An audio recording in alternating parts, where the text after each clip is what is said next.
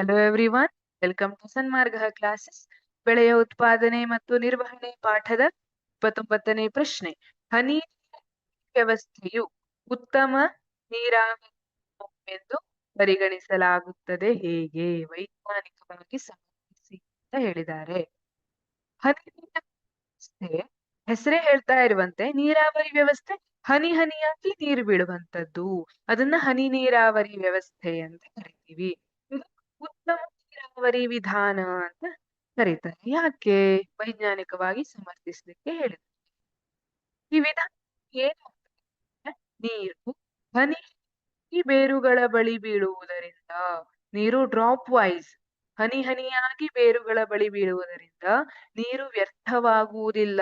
ನಾವು ಕೆಲವೊಮ್ಮೆ ನೀರನ್ನ ಪೈಪ್ನ ಮೂಲಕ ಹಾರಿಸಿದ್ರೆ ನೀರು ವ್ಯರ್ಥವಾಗುವಂತಹ ಸಾಧ್ಯತೆ ಇರ್ತದೆ. ಆದ್ರೆ ನೀರು ಬೇರುಗಳ ಮೂಲಕವೇ ಬೀಳುವುದರಿಂದ ವ್ಯರ್ಥವಾಗುವುದಿಲ್ಲ, ಮತ್ತೆ ಬೆಳೆಗಳ ಬೆಳವಣಿಗೆಗೆ ಸಹಾಯವಾಗುತ್ತದೆ. ನೀರು ಸಾಕಷ್ಟು ಬೆಳೆಗಳಿಗೆ ಸಿಗೋದ್ರಿಂದ ಅವುಗಳ ಉತ್ತಮ ಬೆಳವಣಿಗೆಗೆ ಸಹಾಯವಾಗುತ್ತೆ. ಹಾಗೂ ನೀರಿನ ಲಭ್ಯತೆ ಕಡಿಮೆ ಇರುವಲ್ಲಿಯೂ ಇದು ಸಹಾಯಕವಾಗಿರುತ್ತದೆ. ಯೂಶುವಲಿ ನಾವು ಹನಿ ನೀರಾವರಿ ವ್ಯವಸ್ಥೆಯನ್ನ ಎಲ್ಲಿ ಉಪಯೋಗಿಸ್ತೀವಿ ಅಂದ್ರೆ, ಹೆಚ್ಚು ಎಲ್ಲಿ ನೀರಿನ ಲಭ್ಯತೆ ಕಡಿಮೆ ಇರ್ತದಲ್ಲ ಅಲ್ಲಿ ಹನಿ ನೀರಾವರಿ ವ್ಯವಸ್ಥೆ ಉತ್ತಮವಾಗಿದೆ. ಯಾಕೆಂದ್ರೆ ನಾವು ಕಡಿಮೆ ಪ್ರಮಾಣದ ನೀರನ್ನ ಉತ್ತಮವಾಗಿ ಉಪಯೋಗಿಸಿಕೊಳ್ಳಬಹುದು. ಹಾಗಾಗಿ ನೀರಿನ ಲಭ್ಯತೆ ಕಡಿಮೆ ಇರುವಲ್ಲಿಯೂ ಇದು ಸಹಾಯಕವಾಗಿರುತ್ತದೆ. ಇನ್ನೊಂದು ಹೇಳೋದಂದ್ರೆ, ಮಳೆ ಏನಿರ್ತದಲ್ಲ, ಮಳೆ ಬೆಳೆಯೋದು ಕೂಡ ಇದರಿಂದ ಕಡಿಮೆ ಆಗಿರ್ತದೆ.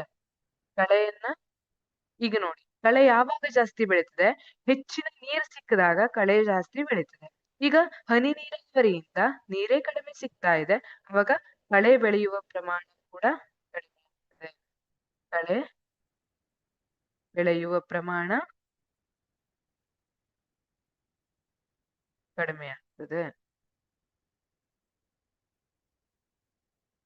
ಹನಿ ನೀರಾವರಿ ಪದ್ಧತಿಯಿಂದ. Yes, thank you.